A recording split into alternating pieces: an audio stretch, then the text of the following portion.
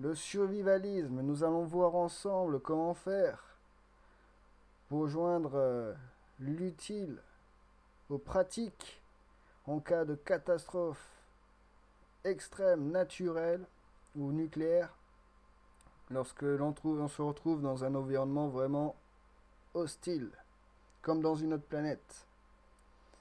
Je vais vous dire comment faire. Donc il y en a beaucoup qui restent bloqués sur le système actuel, qui se disent que euh, lorsque les catastrophes arriveront, ils seront assis dans leur canapé et qu'ils ont juste à attendre. Vous savez, bon, dans chaque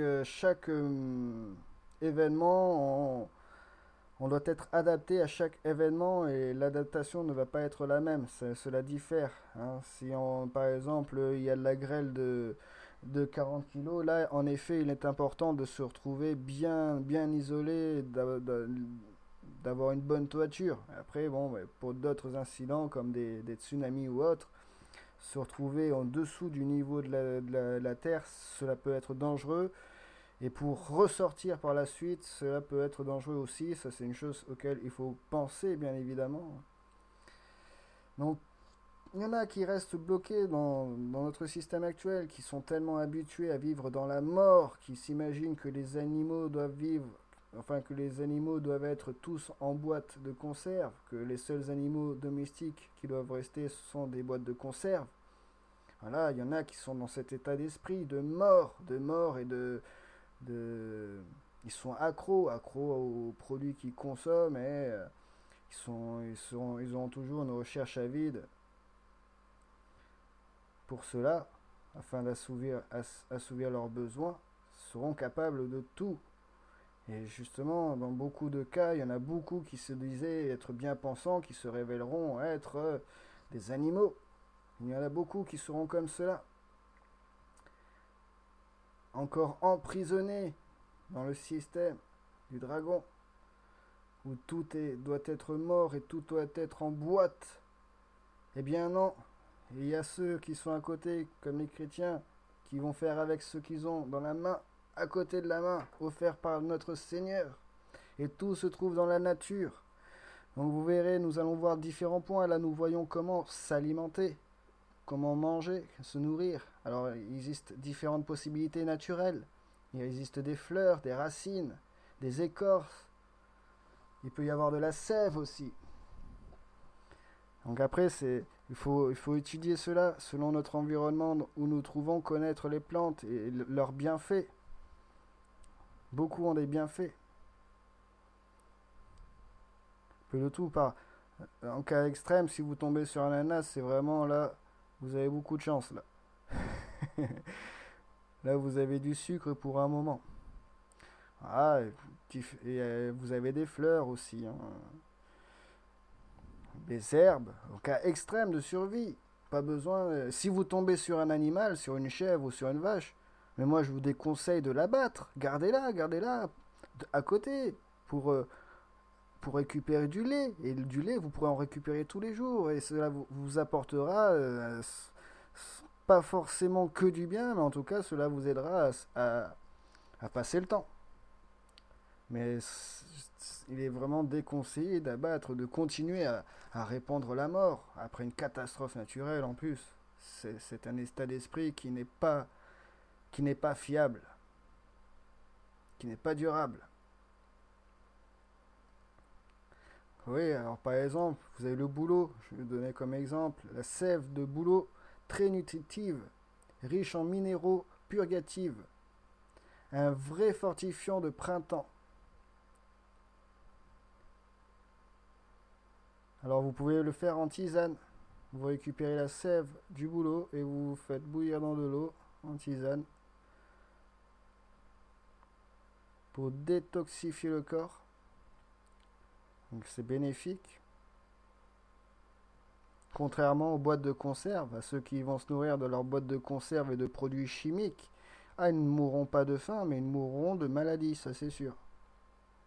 Ou s'ils finissent pas morts de fatigue ou attaqués par d'autres survivalistes fanatiques de produits chimiques et de mort.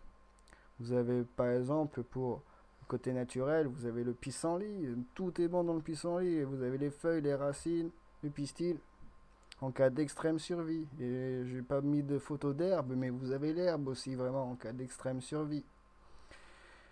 Vous avez par exemple, vous pouvez trouver du fenouil sauvage. Là, c'est un petit clin d'œil pour Adam et Ève. Regardez les bienfaits du fenouil. Graines digestives, aphrodisiaques, diurétiques. Ah ouais, c'est très nutritif. Vous avez des minéraux, des principes actifs, là qui aident le corps à se développer, à évoluer et non pas à dégénérer. Parce que j'imagine qu'il y en a qui, dans cette position-là, auront tendance à dégénérer avec leurs produits chimiques, ceux qui vont se tourner vers leurs produits chimiques et leurs habitudes, qui n'auront pas lâché, qui n'auront pas voulu lâcher, qui n'auront pas trouvé comment faire pour surmonter cette épreuve efficacement, eh bien cela est possible qu'ils dégénèrent. Et nous verrons à la fin vraiment quand tout va finir, parce que là c'est des efforts, c'est une épreuve. Et là c'est l'épreuve, ce sera l'épreuve du dragon celle-ci. Là je vous parle de l'épreuve du dragon. Là ce sera lorsque le dragon sera lâché. Donc en effet il y en a beaucoup qui seront encore beaucoup plus fanatiques de mort et de produits chimiques. Et nous, on sera avec les plantes. Hein. Eux, ils chercheront à s'entretuer pour récupérer les boîtes de conserve. Moi, les boîtes de conserve, je leur laisse. Gardez-les. Je leur dirai, gardez-les vos boîtes. Ah oui, non, il ne faudra pas rentrer en contact avec eux comme entrer en contact avec les suppôts de Satan, c'est entrer en contact avec des tricheurs. Donc, il ne peut y avoir que des mauvaises surprises. Donc tout se trouve dans la nature. Donc au niveau pour se nourrir, des plantes, des feuilles, des sèves, vous avez des écorces, vous avez des racines. Vous pouvez vous faire des tisanes. Donc il y a différentes plantes. Et vous avez aussi le lierre. Hein, ça c'est pour la lessive. Le lierre est utilisé comme lessive naturelle. Pouvoir lavant et moussant. Remède contre la cellulite et les verrues. Shampoing naturel anti-cheveux blancs. Décoction de feuilles fraîches. Voilà. Plantes grimpantes envahissantes. De nombreux arbres ou vieux murs. Vous voyez, différents bienfaits. Là, avec le lierre, vous savez maintenant que vous pouvez faire de la lessive. Et ensuite, donc là, nous allons voir comment faire pour s'hydrater. Alors, avec des sources, en cas de catastrophe naturelle, il est possible qu'il y ait des radiations dedans. Et après, bon, en cas de pollution ou autre, en cas de guerre, donc ce que je conseille, lorsque vous trouverez de l'eau, c'est de la filtrer, de la faire bouillir. Et ensuite, il faut savoir qu'à côté, il existe des pastilles d'iode. Donc, cela existe en pharmacie. Je ne conseille pas de prendre des pastilles d'iode. C'est pas ça que je conseille. C'est juste pour montrer que cela existe et que c'est utilisé pour purifier l'eau. Je ne conseille pas les pastilles d'iode là sorties de la pharmacie avec des produits chimiques. Moi, nous allons surtout nous intéresser à l'iode. Un accident nucléaire peut s'accompagner d'une émission d'iode radioactif. Cette iode pénètre dans le sang par les voies respiratoires, par la peau ou par l'absorption d'aliments contaminés. La glande thyroïde, un organe régulateur très important dans notre organisme, accumule l'iode jusqu'à saturation. L'irradiation prolongée de cet organe augmente le risque de cancer et d'autres affections de la thyroïde. Ce sont les fœtus, les bébés, les jeunes enfants qui courent le plus grand risque. Voilà. Donc, vous voyez, c'est en cas d'incident nucléaire. Donc c'est à propos. Et nous constatons que c'est utilisé en comprimé. Voilà. Effet de l'iode sur la santé. L'iode est additionné à presque tous les types sels qui sont utilisés. C'est un composant du pain, des poissons de mer et des plantes océaniques. L'iode est naturellement présent dans l'océan et certains poissons et plantes d'eau le stockent dans leurs tissus. Beaucoup de médicaments et de produits nettoyants pour la peau contiennent de l'iode. C'est aussi un composant des tablettes de purification de l'eau qui sont utilisées pour préparer l'eau potable. L'iode est un composant important des hormones thyroïdiennes qui sont essentielles pour la croissance, le système nerveux et le métabolisme. Les hommes qui mangent peu ou pas de pain peuvent être confrontés à des carences en iode. Le fonctionnement de la glande thyroïdienne est alors ralenti et la glande va commencer à grossir. Trop d'iode peut être nocif pour la glande thyroïdienne qui travaille alors trop activement. Ceci affecte le corps entier. Ça provoque une perturbation des pulsations cardiaques et une perte de poids. Effet de l'iode sur l'environnement. On peut trouver l'iode naturellement dans l'air, l'eau et le sol. Les sources les plus importantes d'iode sont les océans. Donc voilà où je veux en venir. Donc ce que je conseille pour l'eau, si vous trouvez de l'eau de source, vous trouvez une rivière, de l'eau de source, vous la filtrez, vous la faites bouillir et ensuite il faut avoir de l'eau de l'océan, avoir au moins une bouteille d'eau d'océan que vous puissiez mélanger avec de l'eau plate. Et l'iode, alors vous pouvez aussi en trouver dans des plantes aussi. Donc après, si vous rajoutez des plantes qui contiennent de l'iode dans de l'eau, cela va purifier, cela va purifier l'eau, la décontaminer. Donc là, c'est pour l'eau et nous allons voir comment faire pour se protéger le corps, les peaux. Parce que beaucoup vont s'imaginer des combinaisons, des grosses combinaisons spatiales en cas de catastrophe nucléaire.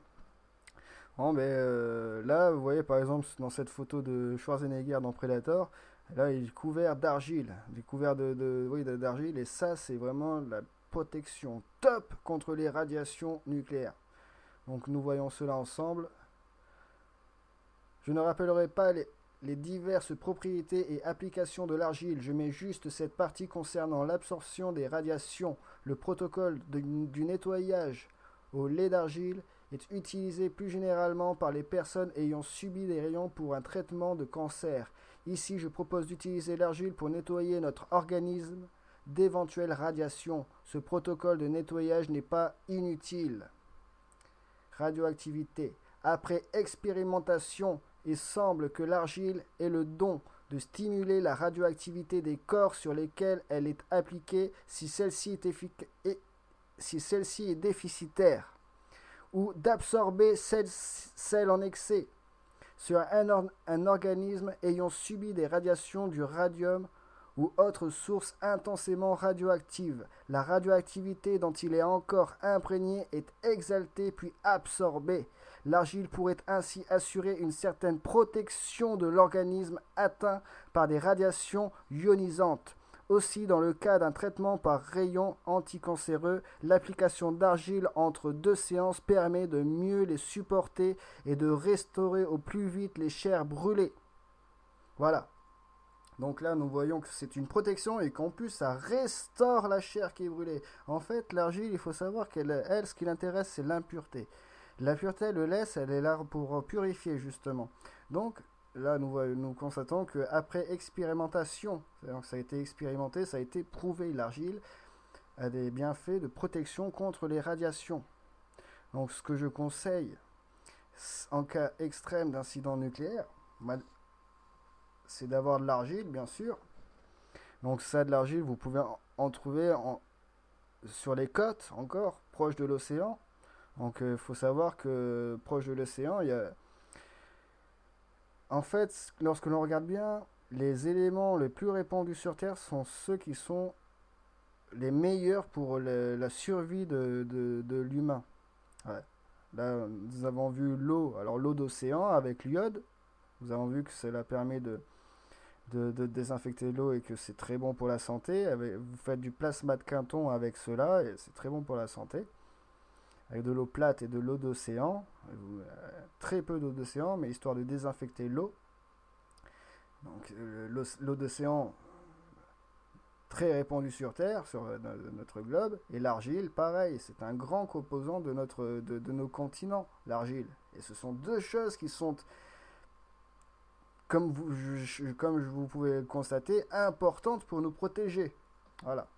Donc moi ce que je conseille c'est de faire comme cette image là, c'est de se recouvrir d'une couche, voire plus ou moins épaisse, pâteuse d'argile sur le corps, et d'ensuite rajouter des vêtements qui auront été préalablement mais trempés dans de l'argile. Voilà. Et là vous rajoutez deux trois couches comme ça et vous pouvez vous dire que vous avez une protection contre des radiations nucléaires.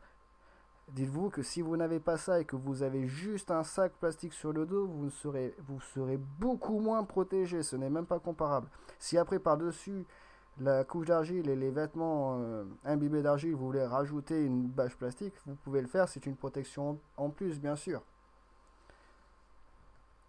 Voilà, donc bien fait. Et vous pouvez aussi la boire aussi en lait d'argile. Vous pouvez mélanger de l'eau que vous aurez purifiée, filtrée, que vous aurez pasteurisé et filtré, je veux dire, et rajouter un petit peu d'argile et un petit peu d'eau d'océan, et là, c'est le top. Donc là, nous avons vu comment faire pour se nourrir, comment faire pour boire, comment faire pour se protéger le corps. Et là, nous allons voir comment faire pour respirer, mais là, franchement, si on arrive jusqu'à ce niveau-là, je vois pas quelle raison on pourrait avoir de continuer à vivre là.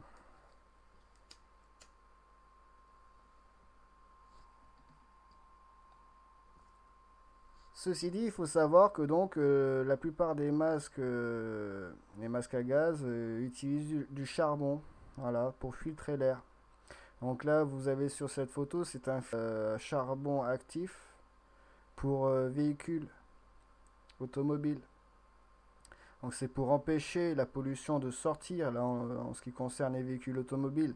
Mais bon, ça peut être utilisé pour éviter que la pollution rentre aussi. Donc voilà, après, c'est à savoir. Moi, je suis là pour donner des informations. Donc après, comment faire pour se protéger efficacement, bien sûr, c'est d'avoir une grosse combinaison, un gros masque. Mais après, bon, si vous avez du charbon actif chez vous, vous pouvez vous bricoler quelque chose aussi.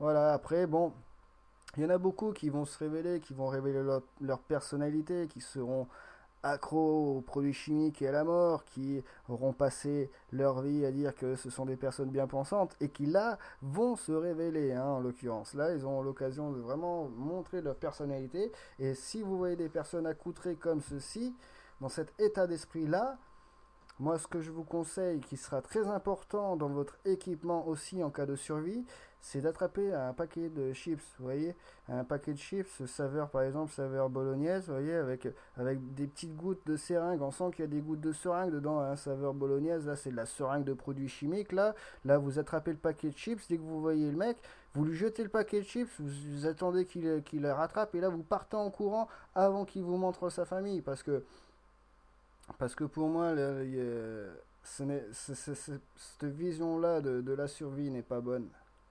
Pour moi, cette vision-là, c'est une vision de continuer à détruire, à maintenir la tradition du dragon, là.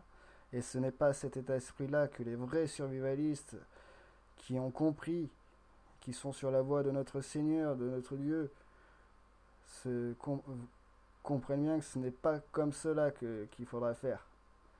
Il faudra vraiment être soudés, avancer ensemble, et ne pas s'enterrer. Il faudra esquiver les coups ensemble. Ça, c'est sûr. Mais après, pour ceux qui s'imaginent vivre dans leur trou avec leur boîte de conserve, moi, leur boîte de conserve, je leur laisse. Leur trou, c'est pareil, je leur laisse et je leur souhaite de reposer en paix. Donc, pour finir, nous allons voir ensemble là où là, ça ne rigole plus. Parce que pour tous ceux qui vont courir, qui vont chercher à survivre, qui vont chercher à dépasser cette épreuve et qui ont bien raison, le tout, euh, le tout étant de franchir cette épreuve dans le respect de nos lois, de nos règles, les règles de Dieu. Je ne parle pas des règles du dragon. Les règles du dragon sont faites pour vous emporter avec lui dans les temps de feu.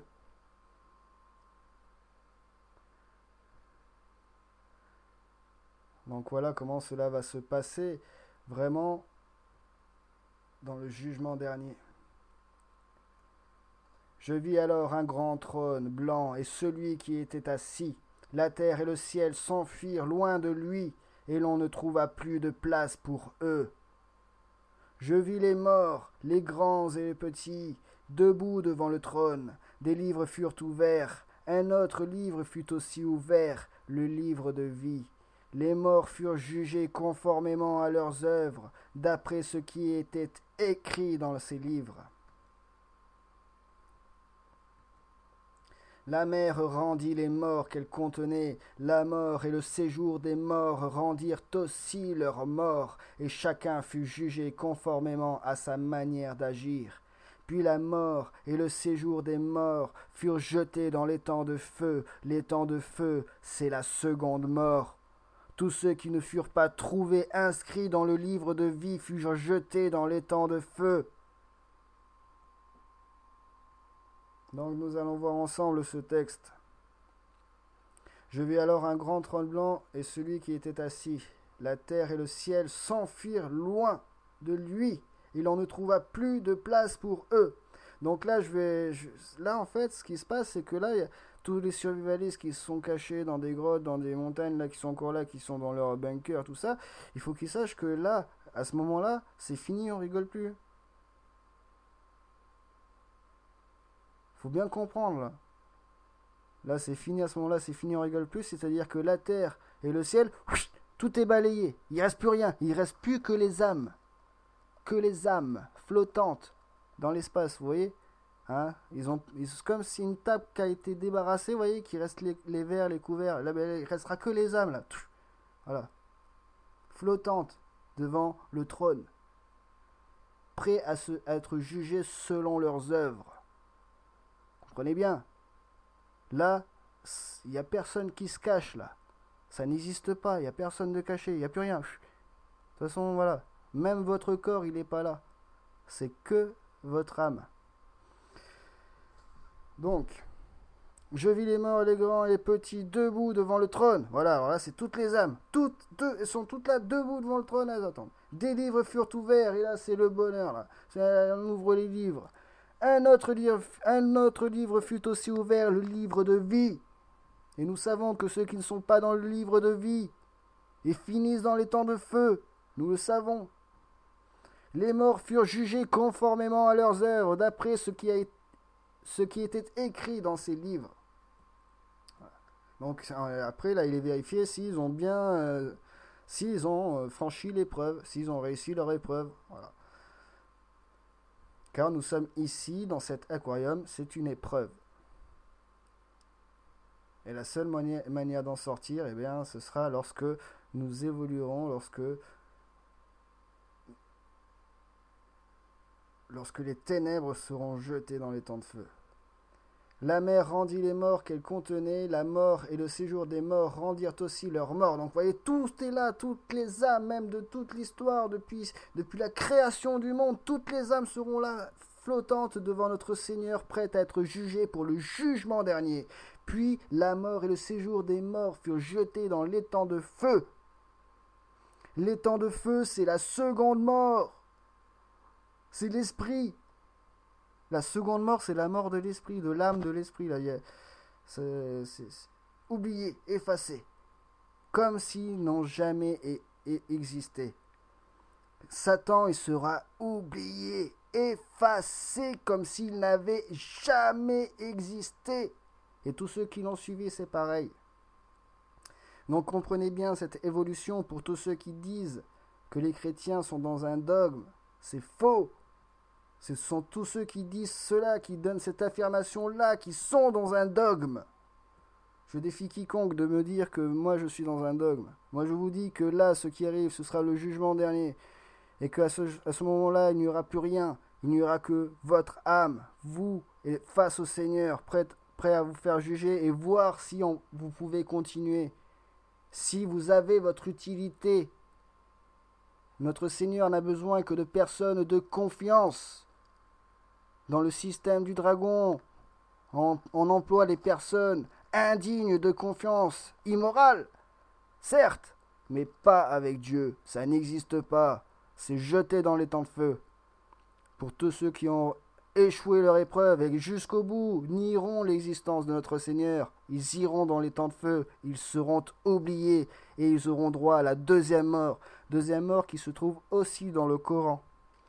Donc pour les musulmans qui écouteraient la vidéo, comprenez bien que la deuxième mort, parce que j'ai entendu des choses à ce niveau-là, c'est du n'importe quoi, hein. Je vous le dis de suite. La seconde mort, c'est la mort de l'esprit, c'est l'effacement total, à tout jamais. Donc voilà, ce sera tout pour cette vidéo, j'espère qu'elle vous sera utile. Je vous dis à très bientôt, prenez soin de vous, salut à tous, au revoir.